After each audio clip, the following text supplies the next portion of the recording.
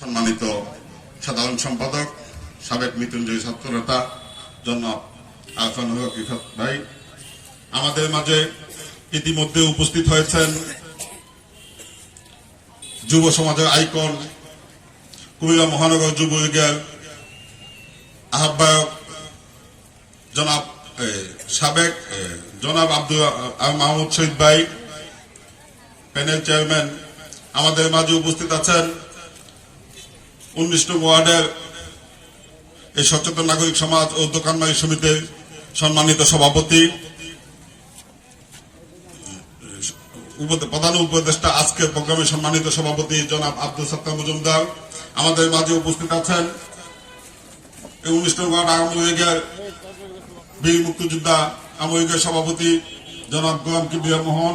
আমাদের মাঝে উপস্থিত আছেন 19 নং ওয়ার্ডের সাবেক মেম্বার সমাজকর্মী ফরিদ আহমেদ মজুমদার। আমাদের মাঝে উপস্থিত আছেন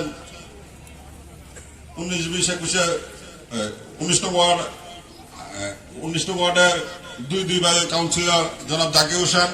আমাদের মাঝে উপস্থিত আছেন 19 নং ওয়ার্ডের 19-20-21 সংরক্ষিত মহিলা কাউন্সিলর মেসামা ইজা। আমাদের মাঝে উপস্থিত আছেন বিভিন্ন সমাজের 19 নং ওয়ার্ডের বিভিন্ন সমাজের বিভিন্ন স্তরের সমাজকর্মী বিন্দু।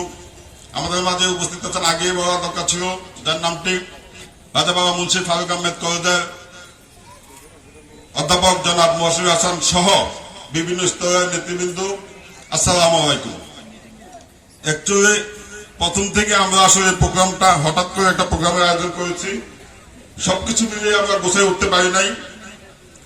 আমি যে বিষয়টি নিয়ে আজকে আমাদের এই মত বিনিময় সভা, আপনারা জানেন 19 নং ওয়ার্ডে আমাদের 4টি গ্রাম আছে। এই গ্রাম কেন্দ্রিক 19 নং ওয়ার্ড কেন্দ্রিক ইপিজেডের একটা পকেট গেট। এই পকেট গেটটি আমার নেতৃবৃন্দ এখানে আছে। আমি অবহিত করতে চাই, বিগত দিনে একটা সময় এই পকেট গেটটি বন্ধ হয়ে গিয়েছিল। পকেট গেটটি বন্ধ হওয়ার কারণে এই এলাকার শিল্প অঞ্চলে যে একটু উন্নয়নের মুখ দেখেছিল সেটি বাধাগ্রস্ত হয়েছিল। এবং আজকে আমরা যাদের এই ওয়ার্ডে 1 গুন্ডা জায়গাও আছে, কোনো না কোনো ভাবে আমরা ইনকাম করে খাচ্ছি। এই অর্থনীতি 19 নং ওয়ার্ড সহ 20 সহ এদিকে 25-26 যতগুলো ওয়ার্ড আছে, এই ওয়ার্ডে অর্থনৈতিক চাকা ঘোরানোর জন্য এই পকেট গেটটি অতীব জরুরি একটা বিষয়। সেখানে আগে যে কারণে বন্ধ হয়েছিল, আগেও স্থানীয় কিছু অসাধু লোক মাদক, ইফটিজিং এবং বিভিন্ন সময় ঠেকবাজি করত। পাশাপাশি এরা কি করত, বহিরাগত আমদানি করে নিয়ে আসতো। আমদানি করে এনে এই পকেট গেটটি অতীতে বন্ধ করেছিল। আজও আমরা দেখছি কি যে প্রত্যেকটা এই যে ফুটপাতে অনেকগুলো দোকান আছে, ফুটপাতের দোকান বিভিন্ন পাড়া মহল্লায় দেখা যাচ্ছে কি টিনেজ পোলাবেন যাদের বয়স এখনো 15-16 হয় নাই, তারা আজকে মাদকের সাথে জড়িত। আমার মনে হয় যে অবস্থা চলতেছে আগামী দিনে ঠিক একই অবস্থা হবে অতীতের ন্যায়।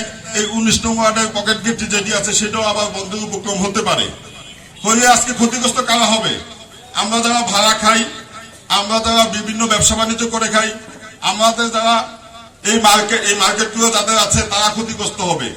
একটা মার্কেটে একটা দোকানে 5,000 টাকা ভাড়া পাচ্ছি, আগামী দিনে কি অবস্থা হবে? আজকে ঘরে 3,000 টাকা একটা টিন শেড ভাড়া পাচ্ছি, আগামী দিনে আমাদের অর্থনৈতিক চাকা অনেকটাই মন্থ গতিতে চলবে।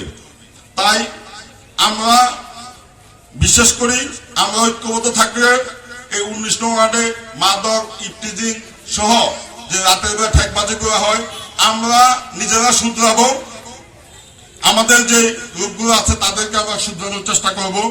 পাশাপাশি বহিরাগত যাদেরকে আমরা নিয়ে আসি, আমরাই কিন্তু নিয়ে আসি। অনেকে দেখছি যে আমরা বিভিন্ন সময় বিভিন্ন কষ্ট দিয়ে এই ওয়ার্ডে আইনা বিভিন্ন বহিরাগতদেরকে আইনা একটা অকারেজ করে যাই।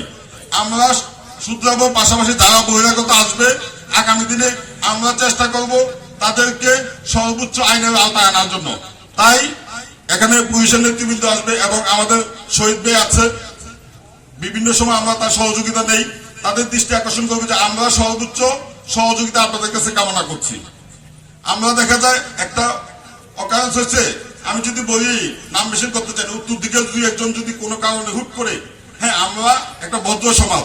আপনি একটা উদাহরণ দেখেন, আজকে যে এখানে স্টেজে ব্যানারে যে নামগুলো আছে দেখেন, পদের কোনো চিন্তা করি নাই আমরা। যেমন কাউন্সিলর 2 জন আছে, একজন সংরক্ষিত, একজন 19 নম্বরের কাউন্সিলর, তাদের নামটা কিন্তু নিচে আছে। আমাদের এখানে একটা সভ্য সমাজ, যে সমাজে সবাইকে সম্মান দিতে শিখছি আমরা।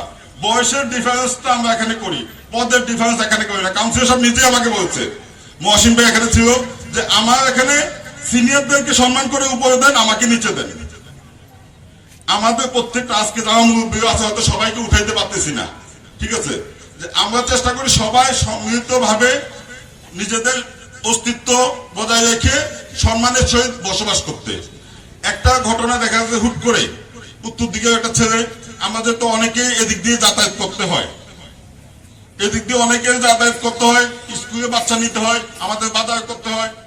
এই কিছুদিন আগে একটা ঘটনা, চত্বর এলাকায় একজন ভাড়াটিয়া থাকে, কেউ তার মামু কেউ তার ভাই পরিচয় দেয়। হুট করে একটা সম্মানিত ব্যক্তি, যার এই এলাকায় মসজিদগুলোর জন্য বিভিন্ন সময় তার অবদান আছে, ওই লোকটাকে অপমান করে বসছে। এখন অপমান করে বসছে, আমরা তো সম্মানের চিন্তা করে অনেক কিছু করতে পারি না, লজ্জা পাই। হ্যাঁ, আমরা সহযোগিতা পাই, আমি না বললে নয়। এই মহানগর স্বেচ্ছাসেবকের সিনিয়র সহসভাপতি জসিম সাহেবের সহযোগিতা পাই, কখনো নির্ভুল সহযোগিতা পাই, আর তাদের সমন্বয়ে আবার শহীদ ভাই শরণাপন্ন হই। আমাদের কথা হচ্ছে আমরা নিজেরা শুধরাবো, এটা আমরা এক বাক্যে বলবো, আমরা নিজেরা শুধরাবো। পাশাপাশি আমরা আপনাদের সহযোগিতা চাই। আগামী দিনে বহিরাগত দাঁড়ায় আসবে এই ওয়ার্ডে, বিভিন্ন মাদক ইফটিজিং সহ অপকর্মগুলো করার জন্য আমরা প্রতিহত করব। আমরা আপনাদের আন্তরিক সহযোগিতা, প্রশাসনিক এবং সকল সহযোগিতা কামনা করি। ধন্যবাদ। বাংলাদেশ জিন্দাবাদ। খোদা হাফেজ। সংরক্ষিত কাউন্সিলর উম্মে সালমা লিজা, আমি উম্মে সালমা লিজাকে তার বক্তৃতা প্রদান করার জন্য অনুরোধ করছি।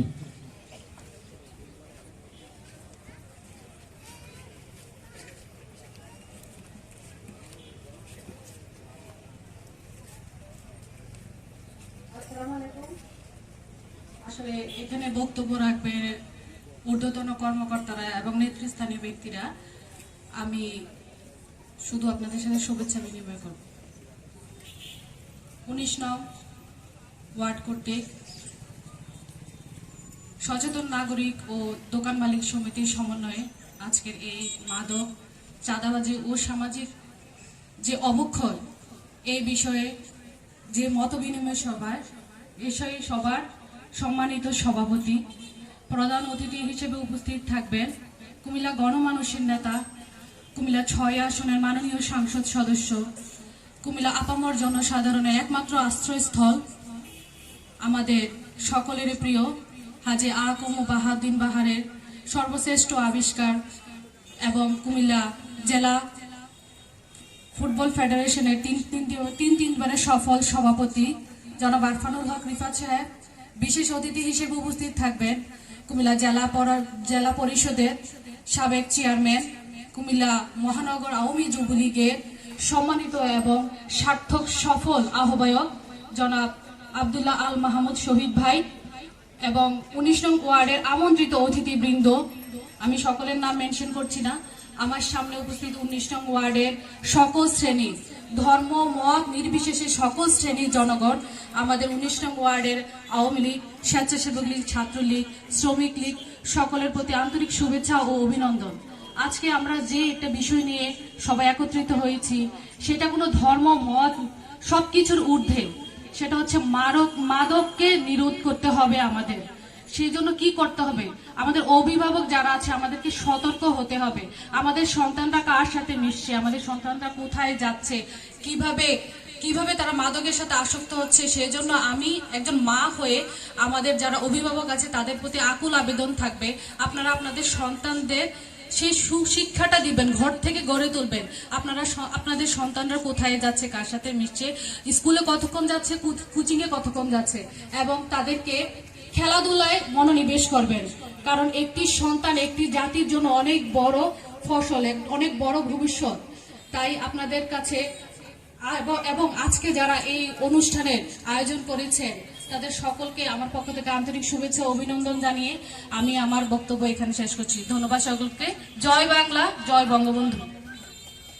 আমি এই পর্যায়ে মঞ্চে আসন গ্রহণ করার জন্য অনুরোধ করছি কুমিল্লা সদর দক্ষিণ জেলার ভারপ্রাপ্ত কর্মকর্তা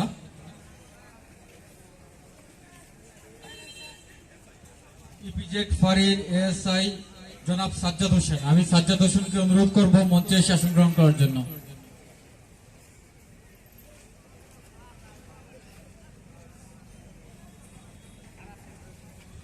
আমি সেই সাথে জনাব সাজ্জাদ হোসেনকে অনুরোধ করব আমাদের সকলের উদ্দেশ্যে একটি বক্তৃতা প্রদান করার জন্য।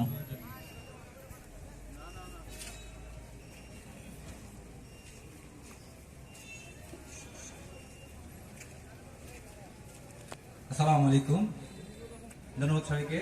মঞ্চ বিশিষ্ট আমার সকল সিনিয়র মুরব্বী ভাই বন্ধুরা আসসালামু আলাইকুম, এবং সামনে উপস্থিত সকল ব্যবসায়ী, শ্রমিক, এলাকাবাসী সকলকে আমার আসসালামু আলাইকুম, আদাব, নমস্কার। আজ এই শীতের সন্ধ্যাবেলায় আমরা এখানে উপস্থিত হয়েছি মাত্র 19তম ওয়ার্ড কর্তৃক আয়োজিত মাদক, চাঁদাবাজি ও সামাজিক অবক্ষয় রোধে মত বিনিময়ের সময়।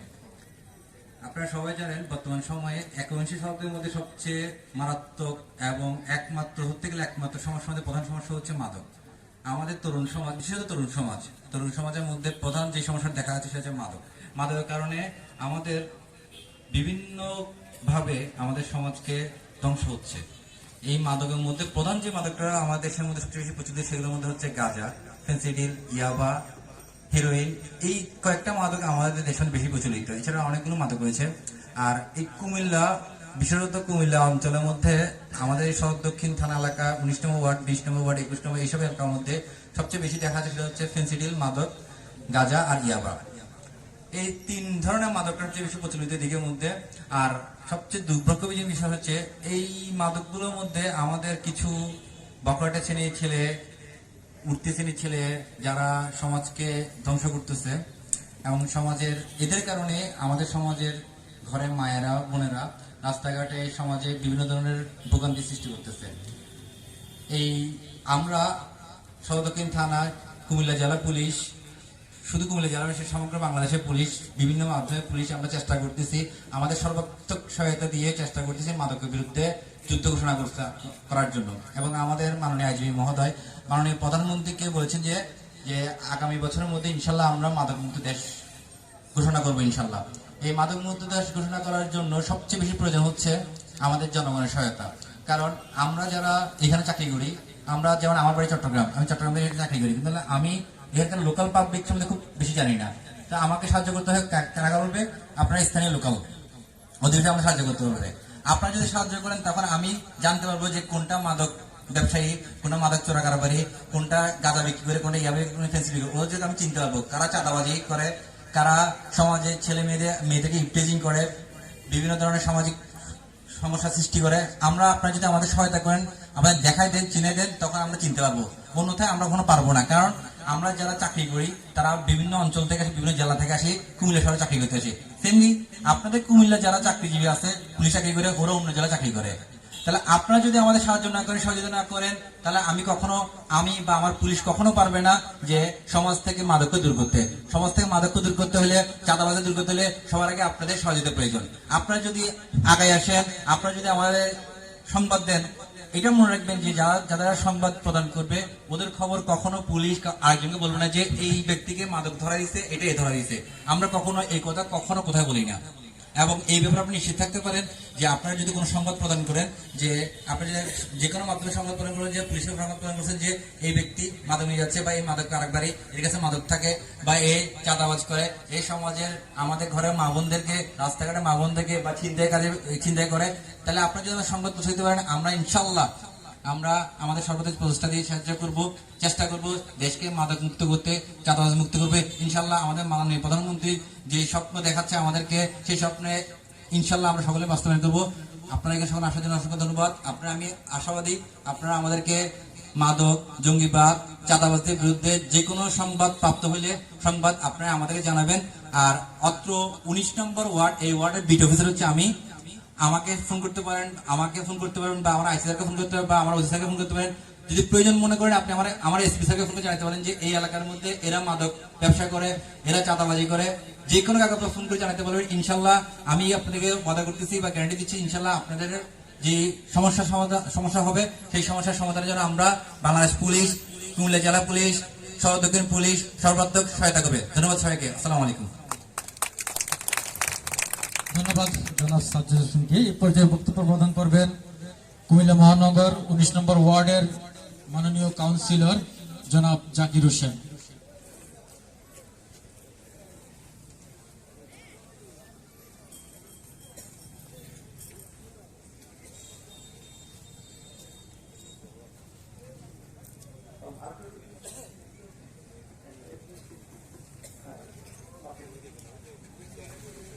আসসালামু আলাইকুম। 19 নং ওয়ার্ড কর্তৃক আয়োজিত নাগরিক সচেতন এবং দোকান মালিক সমিতি সমন্বয়ে আজকে কমিটির উদ্বোধন করবেন। আজকে প্রধান অতিথি হিসেবে উপস্থিত থাকবেন, আপনারা জানেন, কুমিল্লা মহানগরের সাধারণ সম্পাদক রিফাত ভাই। আমাদের এই মঞ্চে উপস্থিত আছেন যুবলীগের আহ্বায়ক, আমার নেতা, কুমিল্লা জেলা পরিষদের প্যানেল চেয়ারম্যান সাবেক জিএস শহীদ ভাই। মঞ্চে উপস্থিত আছেন আমাদের এলাকার সভাপতি যিনি করছেন সর্দার সাহেব সহ মুরব্বিয়ান। আসসালামু আলাইকুম।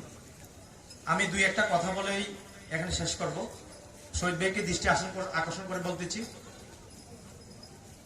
আমাদের ওয়ার্ডটা আসলে খুব সুন্দরভাবে আমরা চলাফেরা করি। এই চলাফেরা শুধু মাদক নয়, একটা সবাই খালি মাদকের দৃষ্টিকে আকর্ষণ করে,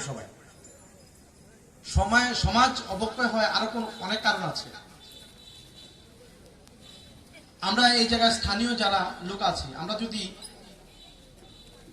সবাই মিলে আমরা যদি সমাজটা সুন্দর করতে পারি, ওইটাই সঠিক সমাজ। আমরা একজন ঝগড়া লাগলাম, যে কোনো লাগলাম, আমরা বাইরে থেকে লোক নিয়ে আমরা নিজেরাই আসি, নিজেরাই আমরা সুযোগ করে দিই বাইরের লোককে। বাইরের লোক ইচ্ছা করতে এখানে আসতে পারে না, আমরা সুযোগের কারণেই তারা আসে। আমরা কাছে বিশেষ বা অনুরোধ থাকবো, শুধু মাদক নয়, এই বহিরাগতদেরকে আমরা যেন সুযোগ না দিই। আমরা সুযোগটা যখন তাদেরকে দেই, তখন আমাদের মাথায় তারাই পাড়া দেয় আগে। হয়তো আপনি মনে করেন যে আমি আজকে আনলাম, আপনি একটা ক্ষমতা দেখাইলেন, পরে দেখা যায় যে এই লোকগুলো আপনার মাথায় পাড়া দিছে,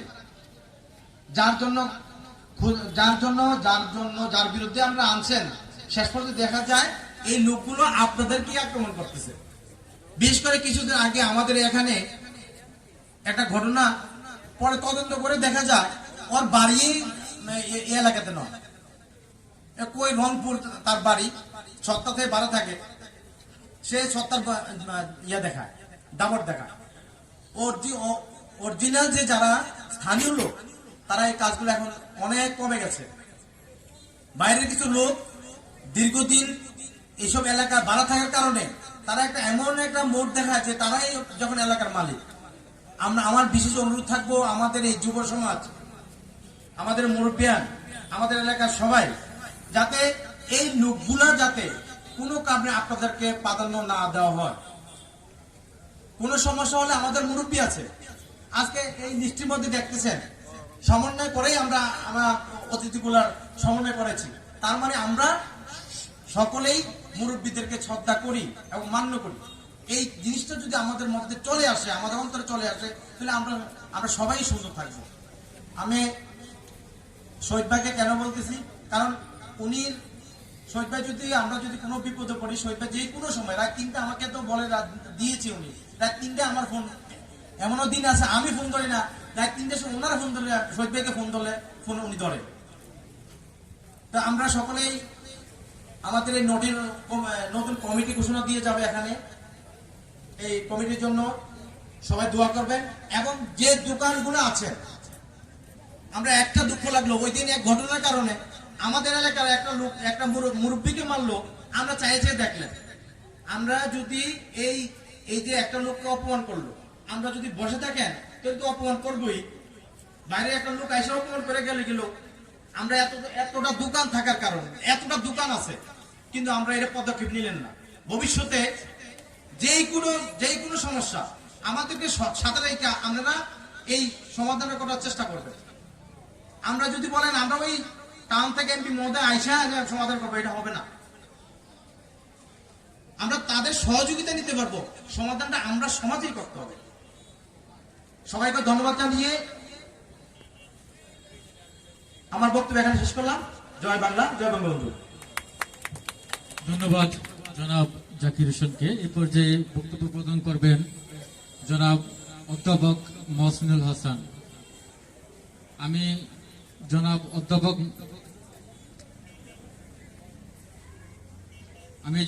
অধ্যাপক মহসিনুল হাসানকে অনুরোধ করব তার বক্তৃতা প্রদান করার জন্য।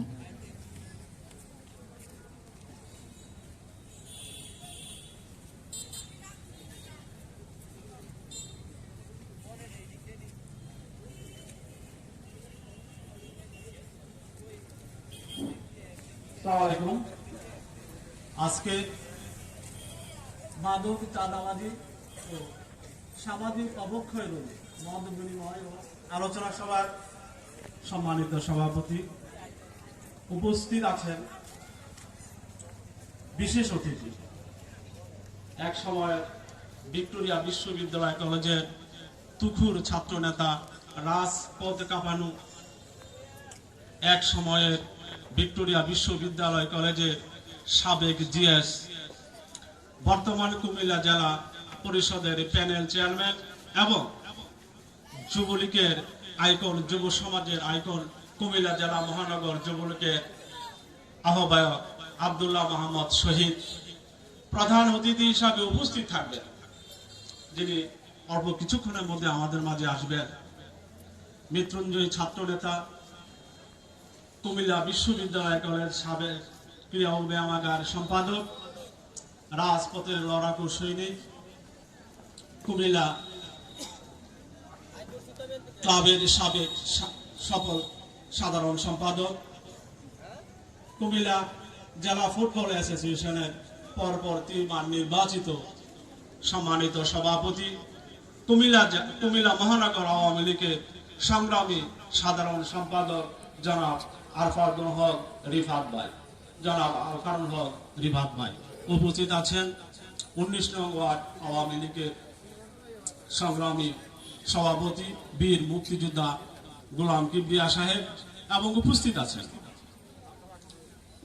সদর দক্ষিণ উপজেলার সাবেক আওয়ামী লীগের যুগ্ম সাধারণ সম্পাদক গোলাম মহিউদ্দিন শরীফ কাকা সহ 19 নং ওয়ার্ডের কাউন্সিলর জনাব জাকির হোসেন, 19, 20, 21 নং ওয়ার্ডের সংরক্ষিত আসনের কাউন্সিলর উম্মে সালমা আলিজা সহ উপস্থিত সবাইকে সংগ্রামী অভিনন্দন ও শুভেচ্ছা জানাচ্ছি।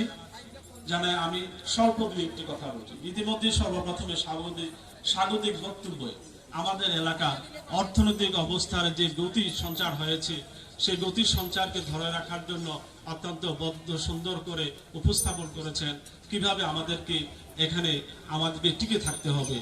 আমাদের যে অর্থনৈতিক যে সংস্কার আমাদের হয়েছে, এটা সত্যি কথা, বাস্তবিক আপনারা লক্ষ্য করুন। এখানে একজন দিন মজুরও এখন সুন্দরভাবে তার সংসার অতিবাহিত করতে পারছে এই ইপিজেড পকেট গেটের কারণে। পকেট গেটটা একটা সময় বন্ধ হয়ে গিয়েছিল আমাদের নিজেদেরই বিশৃঙ্খলার কারণে। এই বিশৃঙ্খলা থেকে আমরা উত্তরণের জন্য আজকে আমরা আজকের এই সভা এখানে আহ্বান করেছি এবং পাশাপাশি এই সমাজের মাঝে মাদক, ইফটিজিং, চাঁদাবাজি এটা একটা বেদি আকারে ধারণ করেছে। এই বেদি থেকে মুক্তি হতে হলে আপনাকে, আমাকে, সবাইকে সর্বপ্রথমে যে জিনিসটি আমাদেরকে ধারণ করতে হবে নিজেদের মাঝে, আমাদেরকে নিজের মাধ্যমকে নৈতিকতা সম্পন্ন, বিবেক সম্পন্ন লোক হিসাবে আমাদেরকে গড়ে তুলতে হবে। লিজা বলেছে শিক্ষার বিকল্প কিছু নেই। শিক্ষা যদি বলেন আপনার একটা স্টুডেন্ট, আমার ছাত্র, আমার বলেন, আমার ছেলে বলেন, আপনার ছেলে বলেন, আপনার ভাই বলেন, আপনার ভাতিজা বলেন, যদি আপনি সারাটা দিন তাকে অবজার্ভ করেন, তাহলে আপনি বুঝতে পারবেন যে আপনার ছেলেটা কোথায় আছে, আপনার মেয়েটা কোথায় আছে। এই সমস্ত দিক থেকে আমরা পরিত্রাণ পেতে পারি যদি আমরা অবজার্ভ করি। আমরা অবজার্ভ করি না। আমি ব্যক্তিগতভাবে আমার বাবুও শিক্ষক ছিলেন, আমার ভাই শিক্ষক, আমিও শিক্ষক। আমি শিক্ষা বিভিন্ন সেমিনারে কুমিল্লা শহরও বিভিন্ন শিক্ষা আমাদের টিচার্স ট্রেনিং ইনস্টিটিউটে আমাদের শিক্ষা ব্যবস্থায় সেখানেও আমি অনেকবার আমি একটা ছোট্ট একটা গল্প সবসময় বলে থাকি, যেটা হলো একজন স্টুডেন্টকে কিভাবে আপনি অবজার্ভ করবেন। 24 ঘন্টার মধ্যে যদি আপনি অবজার্ভ করেন, আমাদের টোটাল 24 ঘন্টা অতিবাহিত দিন হয়। 24 ঘন্টার মধ্যে সে স্কুলে কত ঘন্টা থাকে বা কলেজে কত ঘন্টা, সর্বোচ্চ 6 ঘন্টা থেকে 4 ঘন্টা। আমি সর্বোচ্চ ঘন্টা দিয়ে ধরলাম 6 ঘন্টা, বাকি 18 ঘন্টা সে কোথায় থাকে? বাকি 18 ঘন্টার মধ্যে সে 8 ঘন্টা ঘুমায়, এর বেশি ঘুমাবে না, আর 10 ঘন্টা সময়। আর এই 10 ঘন্টার সময় সে কোথায় থাকে? আপনার কাছে থাকে। ছেলে মেয়ে তার বাবার কাছে থাকে, মার কাছে থাকে, ভাইয়ের কাছে থাকে, চাচার কাছে থাকে। এই 10 ঘন্টা আপনি কি কখনো অবজার্ভ করেছেন আপনার ছেলে কোথায় থাকে? 6 ঘন্টা বা 4 ঘন্টা স্কুল কলেজে নিরাপদ আপনার ছেলে, কিন্তু যাওয়াটা আপনার ছেলের নির্ভর করবে, আপনার মেয়ের নির্ভর করবে আপনার উপর। সে ছেলে কলেজে গেছে না, সেটা অবজার্ভ করতে হবে আপনাকে, সেটা টিচার করতে পারবে না। যখন কলেজে বা স্কুলে যেয়ে বুঝবে এই 6 ঘন্টা সর্বোচ্চ নিরাপত্তা স্কুলের শিক্ষক বা কলেজের শিক্ষক আপনার মেয়েকে ছেলেকে দিতে পারবে, বাইরে হওয়ার পর আর দিতে পারবে না। এর জন্য আপনাকে অবজারভেশন করতে হবে, যেটা লিজা বারবার বলেছে, আপনাকে আমাকে অবজার্ভ করে, তাহলে আমরা এই থেকে উঠা। আর পুলিশ সাজ্জাদ সাহেব এখানে বলেছেন যে আসলে মাদকটা আমরা নিয়ন্ত্রণ করতে পারি যদি আপনারা সরে। এই মাদকের গল্প আমার কাছে তাদের কাছে এই গল্প শুনতে হয়, আমি অবলীলায় তাদেরকে বলি আসলে তারা নিয়ন্ত্রণ করতে পারে। যদি আমি বলি এই ছেলেটা মাদক পায়, তাহলে সর্বপ্রথমে আমাকে আঘাত করা হবে। ইফটিজিং এর জন্য সর্বপ্রথম এই দেশে আত্মহতি দিয়েছে কলেজ শিক্ষক ইফটিজিং এর বিরুদ্ধে কথা বলাতে। ইফটিজিং এর বিরুদ্ধে কথা বলতে গিয়ে তার বাবা মানে সন্তান তার বাবাকে হারিয়েছে। আপনি হারান নাই, আমি হারাইনি। তাহলে কোথায়? যদি বলি আমাদের উপর আক্রমণ করবে। আপনাকে বলতে হবে, আপনাদেরকে খুঁজে বের করতে হবে। একবার তো এরশাদের সময়, এই স্বৈরাচারী সরকারের সময় তৎকালীন আইজি, আমার নামটা মনে নাই, ডিক্লারে দিয়েছে আমাদেরকে যদি বলা হয় 24 ঘন্টার মধ্যে বাংলাদেশ থেকে ক্রিমিনালকে উৎখাত করা হবে।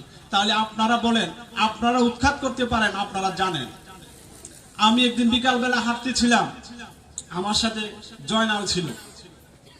জয়নাল হাঁটতেছে, আমার দাঁড়িয়ে দাঁড়িয়ে আছে, আমাকে আর পুলিশে ডাকে না, পুলিশ ডাকে তারে। তার পকেটে কি? তার পকেটে ছিল বোতলের মতো লাগে আর কি, সেটা ছিল আপনার ওই হ্যাক্সিসল।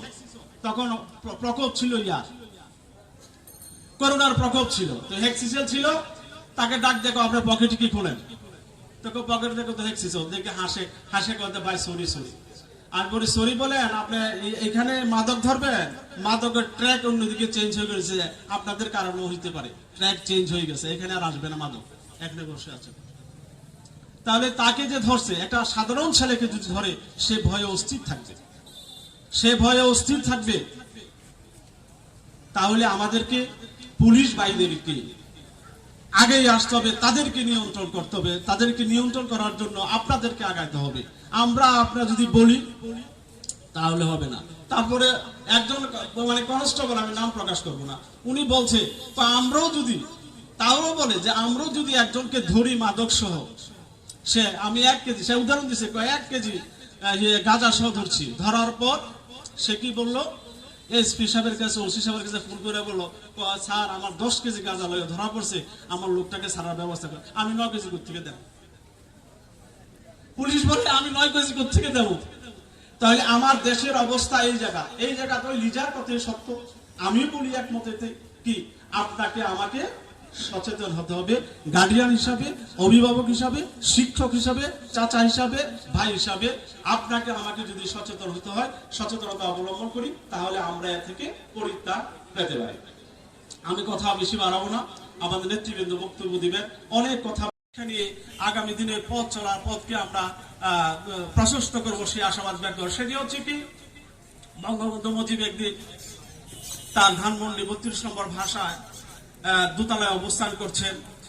সকালবেলা তার জন্য একজন কৃষক অনেকগুলো তরকারি নিয়ে গেলেন, দারোয়ান তাকে ঢুকতে দেয় না। এই কথা কাটাকাটির সময় সে বঙ্গবন্ধু মুজিব নিজে দোতলা নেমে দেখতেছে, তখন সে উপরে উঠছে, আছে তার জন্য যে ইয়েগুলো আছে, সবজিগুলো আছে, এগুলো নিয়ে আসো, তো নিয়ে গেছে। নিয়ে যাওয়ার পর তার দারোয়ানের কাছে 20 টাকা দিছে। 20 টাকা দেওয়ার পর 20 টাকা আইনা 20 টাকা নিচে নামতে নামতে এই টাকা হয়ে গেছে 10 টাকা। 10 টাকা দারোয়ানের পকেটে, আর যে নিয়ে এসে আনছে সবজিগুলো নিয়ে আসছে তার কাছে ভাগে পড়ছে 10 টাকা। 10 টাকা দেওয়ার পর যেমন আমি তো টাকার জন্য আসি নাই, আমি তো বঙ্গবন্ধু মুজিবকে ভালোবেসে এগুলো আনছি,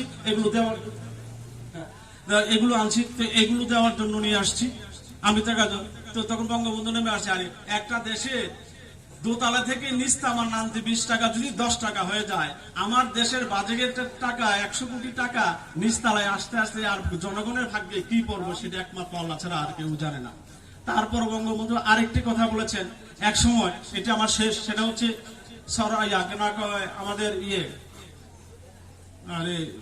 লং মার্চের আন্দোলনের ভাসানী সাহেব একবার বঙ্গবন্ধু মুজিবকে একটা জায়গায় পাঠাইছেন।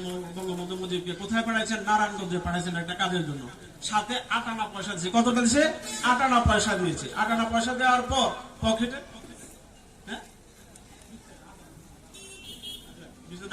8 আনা বা 20টা যাই হোক তো দিছে। দেওয়ার পর কোথায় যাবে? নারায়ণগঞ্জে যাবে। বঙ্গবন্ধু মুজিব নারায়ণগঞ্জে গিয়ে ফিরে এসে সেই টাকাটা আবার ভাসানী সাহেবকে ফেরত দিয়েছে।